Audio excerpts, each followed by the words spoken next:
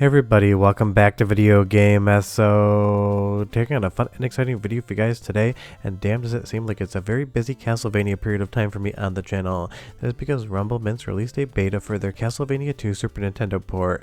While this is not done, there isn't the MSU1 enhancements or the palette changes in here yet. I want to take a preview look at this because I absolutely love these projects and love featuring them on the channel.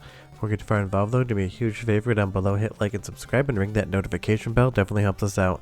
And if you feel so inclined and want to support that channel, I got a Patreon link down below as well. And if the name Rumbleminze sounds familiar, that's because I've featured their work on the channel before alongside Infidelity, because these two basically seem to be the opposite side of the same coin when it comes to porting NES games to Super Nintendo. And in my head, I feel like they're mortal enemies and probably would get into a back alley street fight if they met each other, but I'm sure that isn't true whatsoever. I just always think it is fun that two people are out there absolutely killing it when it comes to porting these titles over. And Rumbleminze has definitely been working on a lot of Castlevania. And honestly, even though Castlevania II isn't the most beloved entry in the franchise, it showed a lot of promise and really kind of had that Metroidvania feel long before Metroidvania would ever be coined as a term. And I think Castlevania II is a fun time once you actually understand what the game is asking of you. And definitely it is something that if you bring a guide along for the ride, you're going to have a lot easier time. Because I still remember playing this game back in the day as a kid on NES, and I absolutely just straight up gave up on the damn thing. Now with being able to Google questions about where you're supposed to go next, it becomes a lot easier, but back then we really didn't have that. You'd have to get a guide or Nintendo Power magazine if you're even hoping to be able to actually beat the game. But as far as actually getting this ported over to Super Nintendo is concerned, that's what we're here to talk about today. And off the start, everything just seems to be working perfectly fine, and you do get a little bit less flicker in some of the art as well. Now again, this is a beta, it's not a finished product, so some of the things you see here that might not be perfect, I'm sure will be fixed up by release time, because Rumbleminze always ships an absolutely 10 out of 10 port to Super Nintendo. You leave me a comment down below and you tell me what's your opinion of something like Castlevania 2. I know this game has a lot of people that don't really love it, and it has a lot of people that think it's one of the best entries, and hopefully this means we'll be able to counter the number 3 unlike Half-Life and get Castlevania 3 ported to the Super Nintendo with all these enhancements as well, because of the original 3 games, absolutely my favorite game. I mean, it introduces Alucard after all, and that is good enough to be the best NES entry out there. But I think everything right now looks really good running on something like the Super Nintendo. You have all the original look and feel, but of course you're getting a better performant version of the game, and that is just off the beta. Once you get a bunch of different color palettes, you're going to be able to articulate the image however you want, and with MSU1 you're going to be able to get a different soundtrack, and that will be fun as well. And I would be curious to see if Castlevania 3 gets ported over, if there could even be a toggle between the original soundtrack, MSU1, as well as the enhanced music you could get if you had the Famicom version of the game. Because in Japan, Castlevania 3 had a better sound chip and better music, but only in that region where they actually spent the money to put that chip into the cart. And of course it is a terrible night to have a curse like any other night, and that really is Castlevania 2's big hook. You have the daytime and you have the nighttime, and you have to change between one or the other. It just basically means that some enemies come out in towns when you don't want them to be there, and you can't go into the actual structures. And when you're actually in the overworld area, those enemies are going to take a few more hits. And even though I know it is a core component of the game, if Rumbleminze basically made a mode where you never had to switch to night unless it was necessary for the story, I would not be upset by that, because honestly it can slow down the pacing of the game ever so slightly. If you need to do something in town and you go in and it basically just turns to night at that point in time, it will absolutely drive you a little bit nuts. And I can totally understand how that would irritate some people. Or in the nighttime area here, when we are still in a weak form, this eyeball basically can't be hit enough times before you get knocked back into the previous screen, but that is a little bit of an actual progression check as well, so it makes sense that it is in there.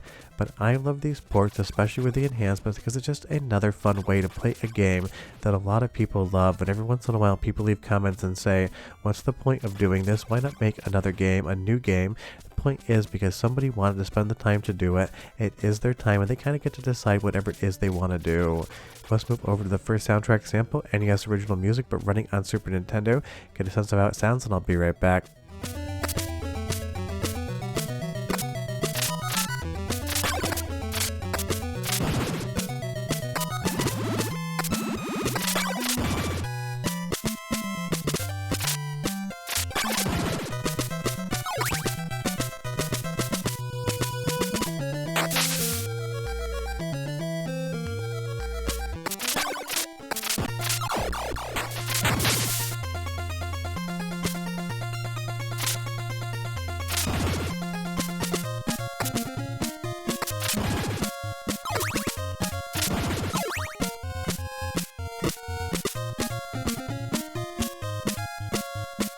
mean, that sounds like Castlevania 2 should, but remember that is Castlevania 2's music coming out of the Super Nintendo sound hardware, and kind of playing around here, just screwing it up a bit. You can progression break this because you don't need to be able to see the platform to actually be able to go up.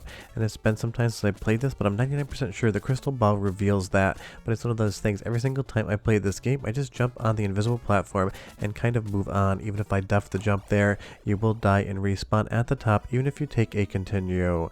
But honestly, again, this is going to be a lot of fun getting on the Super Nintendo, and I really can't wait to see if Castlevania 3 happens as well, because the original trilogy of games all had a completely different feel. Obviously, the original Castlevania and Castlevania 3 are the closest in relation, with Castlevania 2 really zagging out into left field, but I like that zag. Sure, back in the day, people were just expecting a bigger, more intense sequel to the original Castlevania, and the developers at Konami tried to go into a way more open world route, and I think that was a good thing, because further on, once we finally get the Symphony of the Night, you end up in a situation where you realize that Castlevania 2 was foundational to kind of getting to that Metroidvania formula, and honestly, being able to play on Super Nintendo is fun. And when I usually review these MSU1 ports, people say they like the original soundtrack better, but remember, they're not taking the original soundtrack out, it's just giving you the option to pick a different soundtrack if you so choose. And even though it is a port and should be kept one-to-one, if Rumbleminze wanted to adjust the pixels here and make these jumps ever so slightly easier, I really wouldn't mind it, because this one area in the game, I do not know what the developers at Konami were thinking, but the jumps are basically pixel perfect, and it's always driven me nuts even though I know it is coming.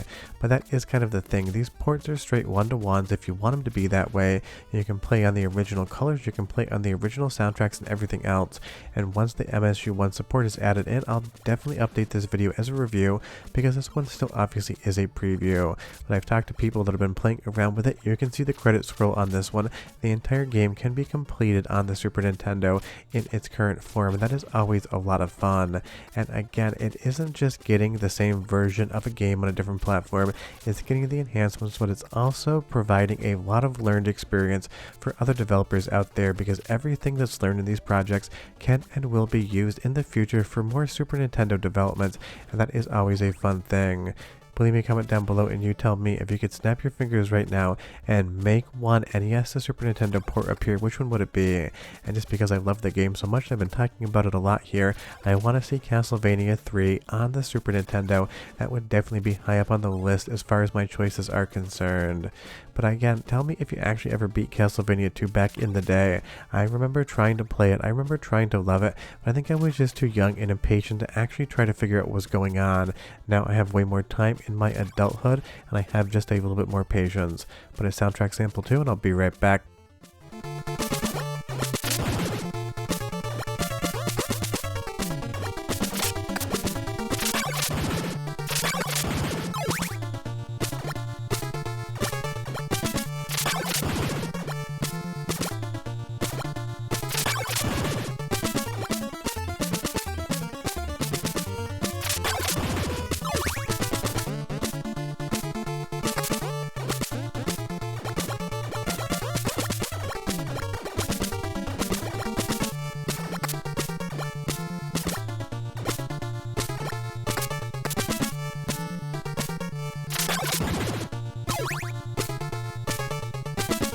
And that's just an iconic piece of Castlevania music, and again, it sounds great coming out of the actual Super Nintendo.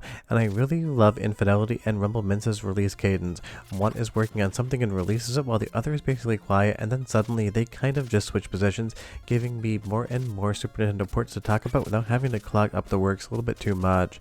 And honestly, if they are the worst of friends in real life, I kind of imagine one of them is fighting one with a whip, and the other one has a Alucard sword in his hand. And again, I'm just making things up. I'm sure they do not hate each other. It's just in my head kind of a funny thing, because you have two individuals absolutely killing it when it comes to porting games from the Nintendo to the Super Nintendo, so it kind of feels like a really fun rivalry, except everyone wins, including the developers, because we get some of the best stuff out there. And honestly, Castlevania 2 deserves a lot more love than it gets, and if you've never played it before or have heard it's not that fun, wait until Rumbleminze's full Super Nintendo port is out, jump in, and then just give it some time, and definitely keep your phone handy to Google a few things. I'm not saying that this game is the greatest Castlevania game ever made, I'm saying it's a lot better than some people would like to admit. I absolutely still love it from back in the day, and I can't wait to play it with some good MSU1 music and some different color profiles, even if they absolutely bait you into falling to your death here at this water, which you'll have to get past somehow. But I'll see you guys next time. Hope you enjoyed the video. Bye-bye.